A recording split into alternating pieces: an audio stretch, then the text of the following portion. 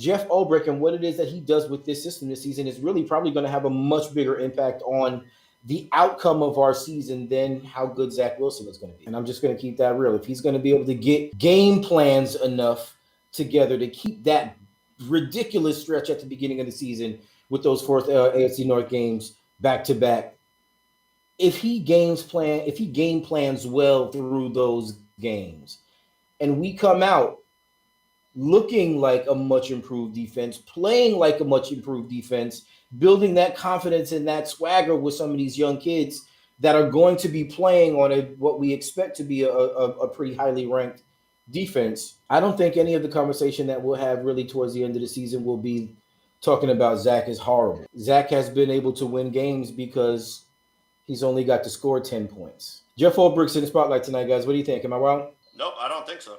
So, Nick, I'm going to tee this up for you. Jeff Ulbrich or whoever else is the D coordinator didn't matter. It's because Robert Saleh wants to run his system. And I think anyone who looked at the team the last year knows we did not have the talent on the front line to run the system that they want to run.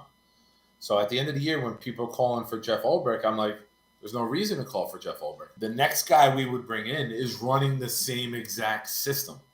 The talent level was not good enough to run it. The pass rush was not good enough to run it, right? We weren't hiring Rex Ryan out of ESPN to come in and run this system. It's going to be this system. It is going to be this system. I think the problem is that he wasn't good enough at making adjustments to be able to have it be effective. Coaching does matter. I'm a coach. Coaches know their weaknesses more than other people do. We did not have starting caliber safeties. We did not. Obviously, you see with bringing in Gardner and bringing in Reed, the Jets didn't think that we had enough quality starters at cornerback. Bringing in the edge rusher, bringing in Solomon Thomas, bringing in Martin, bringing in all these guys. We did not have enough talent to get after the quarterback. So when you look at three of the levels on the defense that the team addressed and said, this is not good enough, I think that you can look at Ulbrich and say it wasn't Ulbrich's fault. He was not dealt a good hand to play with, right? I want to give some concessions in that. Obviously, if you have no talent, you can't win.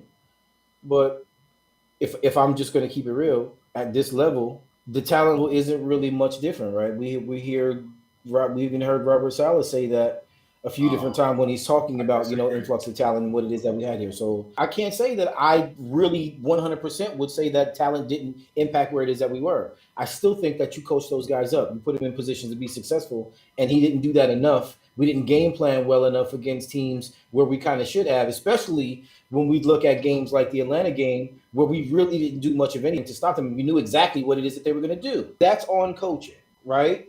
Because when you come in and you have talent, when you have the expectation, we were expecting to win that game. Sometimes you got to tip your hat to the other team. I think us in Atlanta were on par. That's coaching. That's coaching. The game plan was horrible. The game plan did not address what it is that they did at all. None. Zero. We knew what they were going to do, and we didn't even attempt to stop it. That's on the coaches. That's on Ulbrich. Yes, it might be solid system. Ulbrich's the one that puts it together, right? Ulbrich's the one that runs it. He's the one that coordinates it. That's his job. He didn't do a good job last season. And look, I'm not going to say it's all his fault. He's responsible. Play calling, I think you'll see more improved game plans. When you have guys like Gardner and Reed on the outside now, maybe you can send that extra guy. You don't have to drop 7 into coverage with 4 that can't get there. Now that you have 4 that can get there, that changes everything. If you lose one of those guys, what do you do? When you got Lawson, Quinnen, JFM, Jermaine, Martin, Huff, now you got multiple players that can get there. Last year, losing Lawson was supposed to be the first piece that changed the D-line. Losing Lawson allowed Quinnen to get doubled and eliminated a lot.